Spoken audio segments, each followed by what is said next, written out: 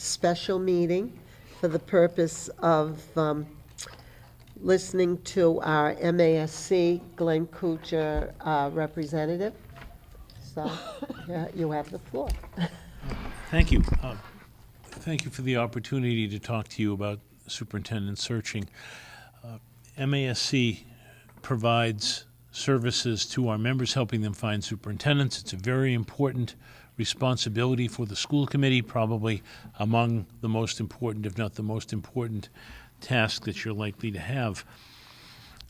We provide a range of services that include full consultancy and extensive technical assistance without fee if you elect to do the search yourselves out of an interest of saving money.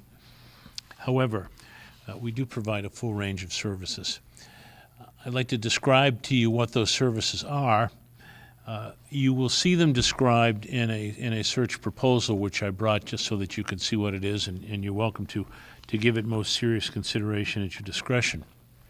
First of all, when a search begins, our process, which is flexible enough to be adapted to meet any local requirements or desires that you may have, we start by developing position description, decision criteria, selection criteria, and developing promotional materials to explain to the universe of candidates what your superintendency is all about and what's required to apply. In the meantime, we conduct focus groups in the community and do online surveys with members of the community to have them respond to you to tell you what their goals would be for the superintendency going forward. We aggregate all that information provided to you and the search committee. We assist you in forming and facilitating the work of a search committee. We recruit the candidates from several large databases of potential candidates, including our own extensive list of people who are interested in superintendencies in Massachusetts. Our website is also available to you because most of the people looking for superintendents in Massachusetts go to our website or the website of the Superintendents Association. Both of us post your vacancies without charge. Superintendents get about 1 million hits on their job postings page because they post all the positions in the district. We just search for superintendents. We don't do any other kind of searching. We get about 85,000 hits just for superintendency searches over the course of a year. I brought some samples of the promotional materials that we have developed. They're different in that some of them are smaller brochures, some of them are larger brochures, some of them are single-page, double-sided sheets. Some districts elect to advertise in the paid media. Some districts elect to distribute these by mail. The more common practice has been for districts to try to save some money by using the website and distributing them electronically. So in many cases, we produce these brochures exclusively for posting online. In some cases, for example, in Medford's case, we posted it online. We printed it in-house, so there's minimal expense in doing so, and used this as a mailer.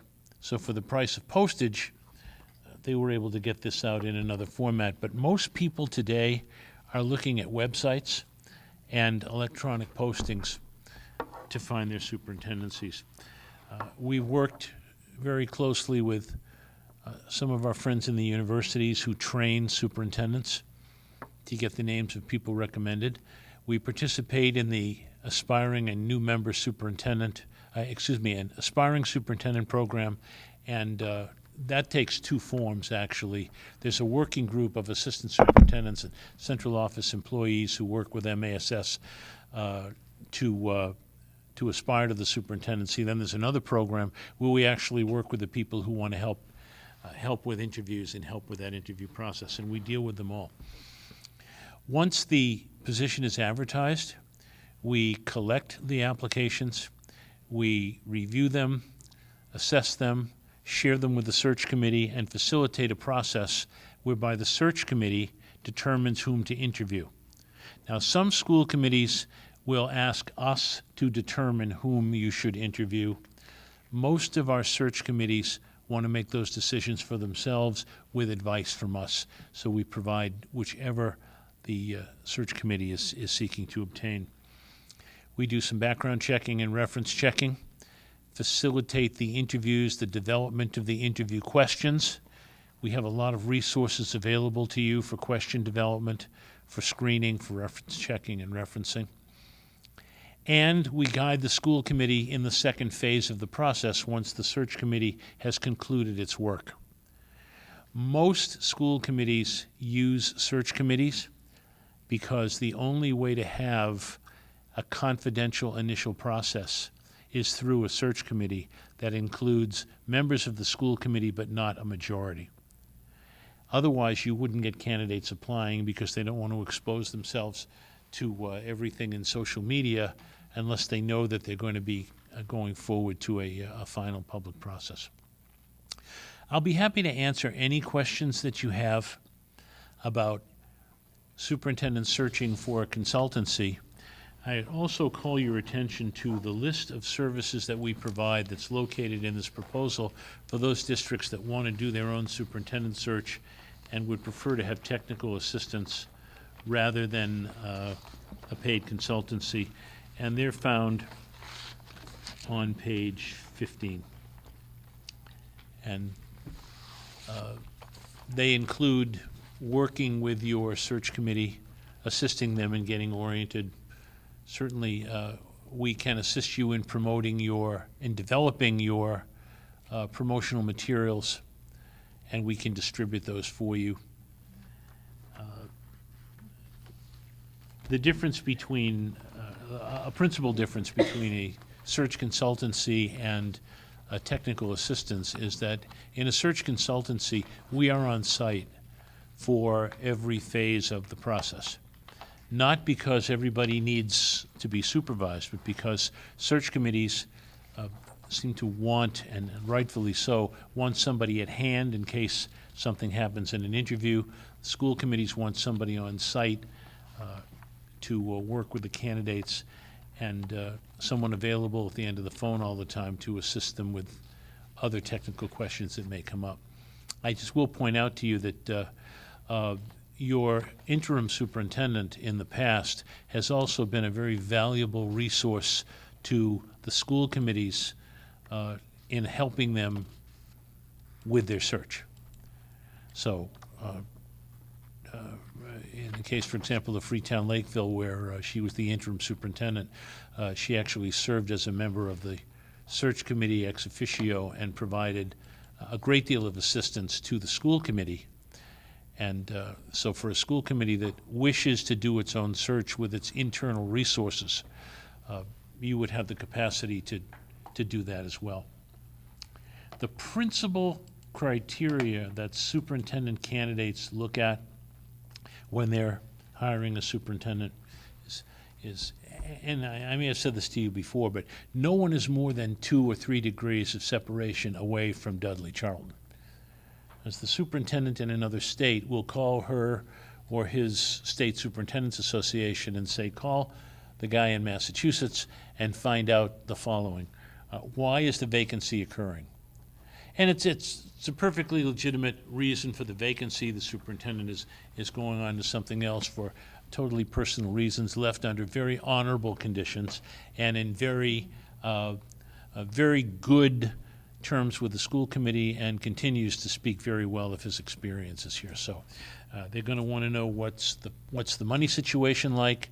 Most superintendents from other states will be thrilled not to have to sell a bond issue every year to balance the school budget. They'll ask, is there an internal candidate? Because if there is a strong internal candidate, that will affect the size of your candidate pool. They'll want to know what the school committee's like, and the school committee's been effective and is a respected school committee. Can't say that about every district. Can't say that about money in every district. Can't say that about a superintendent departing in every district. So you're in a very good place to be looking for a superintendent. And at this time of year, you're starting as early as one might in order to draw from the best available pool. So with that, I will just stop that, except to say that as your association, we will provide whatever assistance and support you ask, whether it be as a paid consultancy or as your technical assistant. How much is the fee? if we The did- fee for paid consultancy is $9,500, and that includes the full package of services that we provided. It also, it includes someone being on site and the resources of the staff in our Boston office to assist you as needed. But as I said, there are many districts that have the resources internally to manage the administrative stuff. You don't have to worry about confidentiality being violated in terms of your central office. Sometimes if the superintendent is being run out of the district, the school committee doesn't want the superintendent anywhere near the search process, and sometimes they go to search consultants in order to give them the protection that they want to make sure that there's transparency. In your case, we would be delighted to be your search consultant. With no reservations about that, but many of our districts also sometimes want to keep greater control internally and ask us for technical assistance. We've got some resources available to you, including our sample interviews, interviews that other districts have used. We have a question guide. We have a bank of dozens and dozens and dozens of questions that can be asked of superintendencies, and we have a procedural guide for how things work at each stage of the process. And as a member district, you're welcome to all of that. We did utilize those Hmm? when, we did utilize those when we were doing the interim search. Yeah, So okay. thank you very much. Some of the same resources. Any questions, Mr. Kuchar? Just reiterate, some of your services are free. What's the Yes. 95, what would we get without paying anything?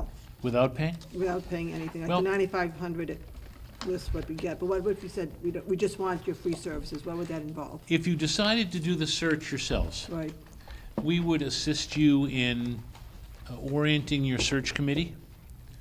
We would help you put together, and we would create for you the materials that you might want to promote your vacancy.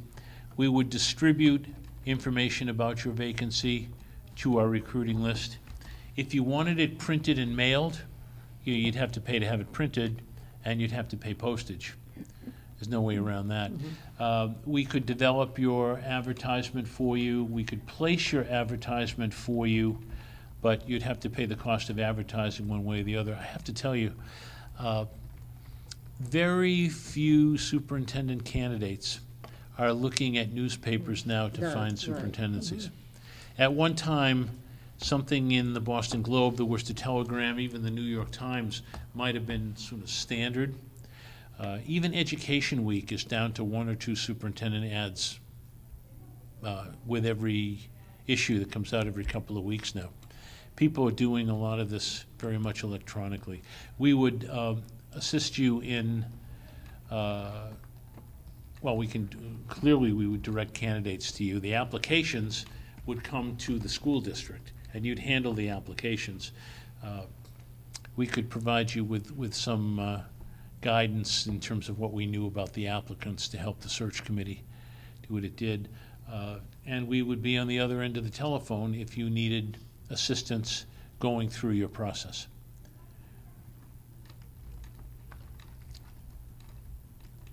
Any questions? I have a question. Glenn, with the applications coming to the district, when we did the interim search, we used School Spring as the base. We were, if we were initiating the search, is there another mechanism for applications other than School Spring, or is that Oh, yeah, what you would recommend? I have to tell you, I am not a big fan of School Spring. Mhm. And the reason is you get people who want to be the superintendents of apartment buildings applying for, you push a button and you can apply. So you get all kinds of people with really no interest in your district pushing the button, thinking, well, I'll spin the wheel and see what comes up, and if they invite me for an interview, wouldn't that be interesting?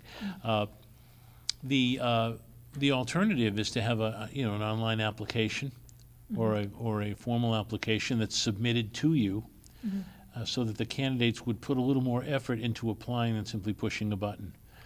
And that we would recommend that you ask for some references that are fresh references. We would suggest that you would want to look at a transcript, some documentation of a higher education degree, and a statement of sort of philosophy, why Dudley-Charlton, what makes you appropriate for this, and something that you can have with a little more substance.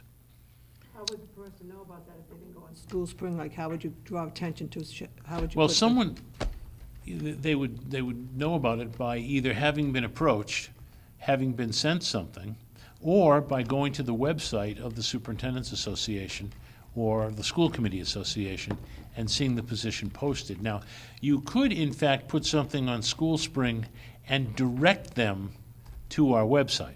That's what I would too. thinking there. So you would get more. And then you would,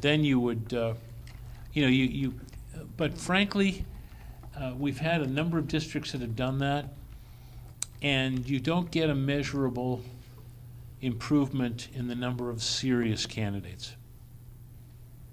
I have to tell you, I'm not aware of any superintendent who has been hired who has applied through School Spring in Massachusetts, at least in our experience. We've had, you get more applications that way, but you'll get junk.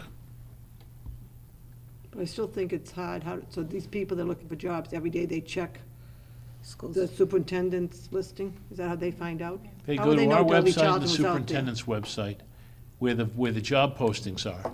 So we're going, that's a job posting site, Mhm. just for school superintendents as opposed to Yeah, every the difference job. is, we only post superintendents. Okay. Occasionally, if the district asks us, we'll post other positions, but we don't do those searches. The Superintendent's Association will post all the jobs that Okay. may be open that a district wishes to send them. They just don't do searches. So it's like a fine tuning of the School Spring. Instead of every job, you're just focusing You on could find superintendents. them on School Spring, I suppose. But when we post it, if we post it your way on the superintendent's posting, is there a charge for it? No, No. no, as a member of the association, you Okay. get that for All free. right, just wondering. Glenn, do you have templates for online applications? I can't hear you, I'm sorry. I'm sorry, do you have templates for online applications? We do. We have an online application that we can just readily adapt for any district that wants to use it. And what you can do is you can download it, you can save it into a PDF and just send it along with your application package. Every application that comes in, when we get them, is scanned, an electronic copy is made, a hard copy is preserved, and we provide the electronic copies to the members of the search committee so they can see everything that comes in. And this allows us to have in the hands of the search committee all of the applications within hours of the closing time. That's all free. That's all free. That's a free service. Well, if you're doing your own search, you get the applications Right, you here. get it They directly. come right to us. You'd have to have someone who would be available at charge, the time yeah. to do it. I think that's part of the challenge. Now, as a courtesy to our member districts, if they ask, we will accept the applications and send them out to you once they arrive. In other words, if the closing date is on Friday, whatever, at 3 o'clock, which is always 2 hours before closing time, so that anything that straggles in, we can still get from another time zone if they're confused. We will, for you, scan them and then send them electronically to you, and then ship you the hard copies so that you can archive them and have everything, if you wanted to do that. Through the chair, can I ask? Go ahead. So I see on your website that it says there's a subscribe to the superintendent search notices. Do you know how many people you currently have in that subscription? you can click here to sign up to be automatically every time. Oh, yeah, we have about 1,300 people. Thank you. It's a constantly changing list, Sure, yep. and we will distribute your vacancy to everybody on that list electronically on your behalf. Great, thank you. Glenn, what's the pool of candidates look like now? Well, it's nothing like it was a generation ago. At this time of year, however, the pool of candidates is as strong as it will be at any time during the year, because a new crop of candidates comes out to start the year, new people looking for superintendencies. What we're seeing, however, is a much greater interest among assistant superintendents and principals and central office administrators aspiring to be superintendents. The early retirement system in Massachusetts encourages people to leave and retire 10 years earlier than a previous generation. You can retire at age 57 with a full pension, whereas a previous generation of superintendents had to work until 65 or 67 in order to, maximize their potential retirement income. So we have people leaving the profession earlier than before. We also don't see a large number of out-of-state applications. And there are several reasons for that. Well, we do see people from Maine, New Hampshire, and Vermont, and Connecticut and Rhode Island who have retired and who are willing to do another 3 to 5 years in another state. But invariably, when a superintendent from another state applies for a superintendency, there's another adult in the household who usually has a pretty good job too and can't just pick up and leave. So if you're a superintendent, you're married to a physician, or if you're a superintendent, you're married to an attorney, or a superintendent who's married to an administrator or even a teacher, you just can't leave that teaching job in Muncie, Indiana, and come to eastern Massachusetts or central Massachusetts and say, well, here I am. You can if you're a physics teacher, I guess, but not everybody can leave. And in mid-career, you don't see people taking, and especially among superintendents, you don't see people taking risks. As you get more experienced on the job, the size of your pension starts to grow until it grows exponentially closer to the end. And if you're here, why would you leave Indiana to come back to Massachusetts to start back here again, when you might want to stay until you finished and then come to Massachusetts? But the out-of-state people tend to do it for a 3-and-out kind of scenario, and you may not want to be doing another search in 3 years.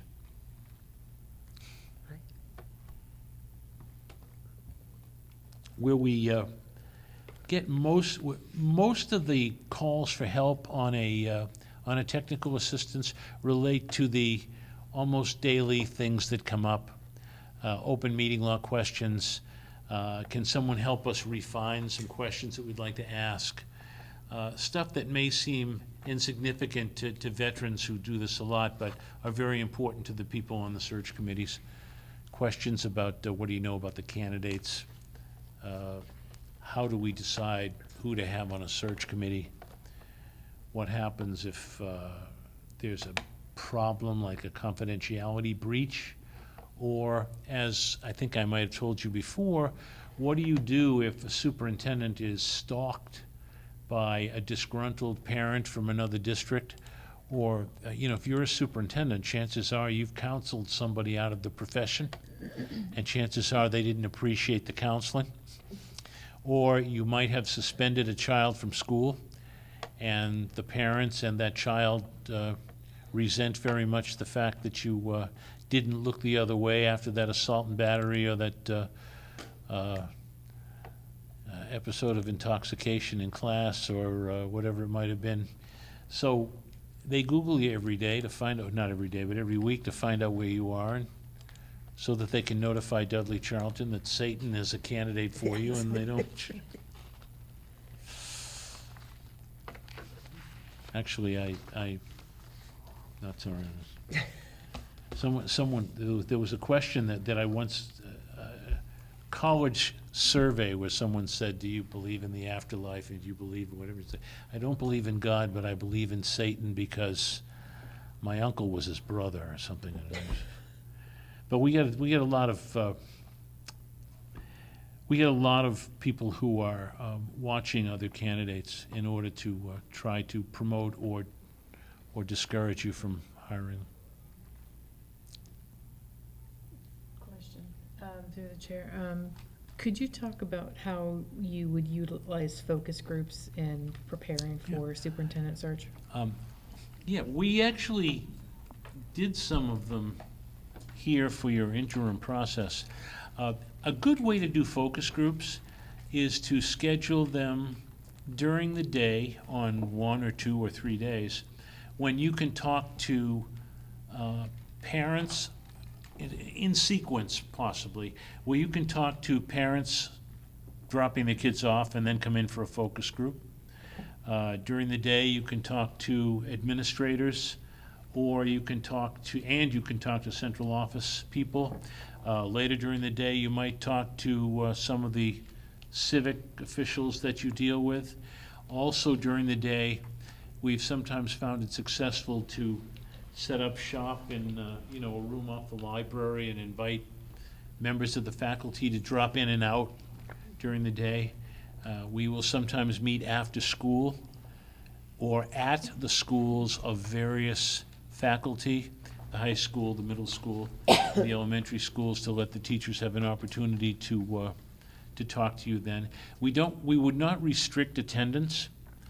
And then in the evening, usually a good strategy has been to hold a session from 5:30 to 8 p.m.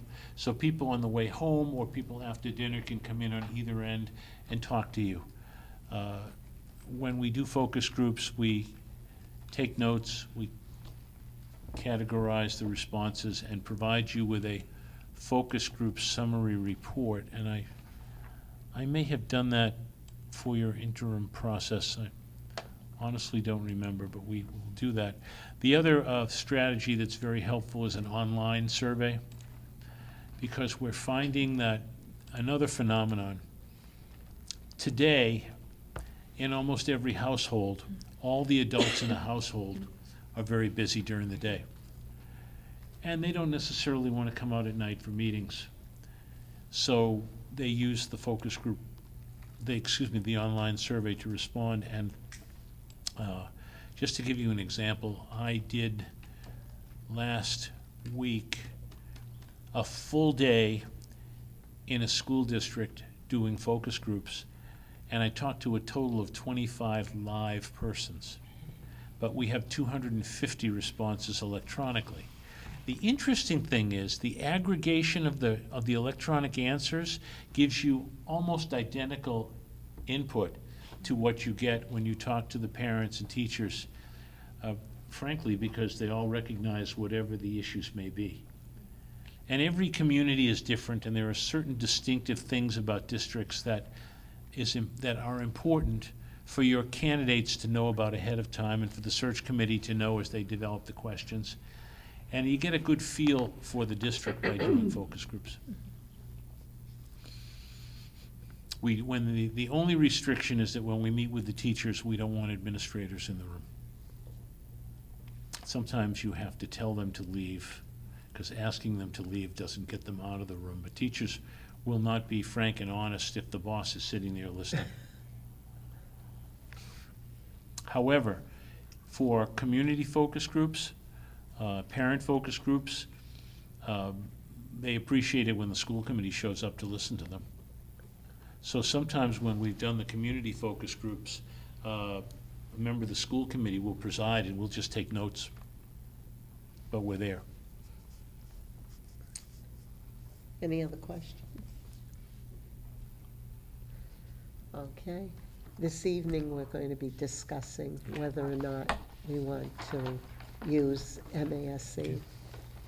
Or whatever you elect to do, Yeah, you know where to find us. thank you. This Thank was you. very informative, and the brochure is good. I'm gonna leave this Good extra with you. information. Thank you. Thanks, Glenn. Thank you Coming out. so much. Thank you.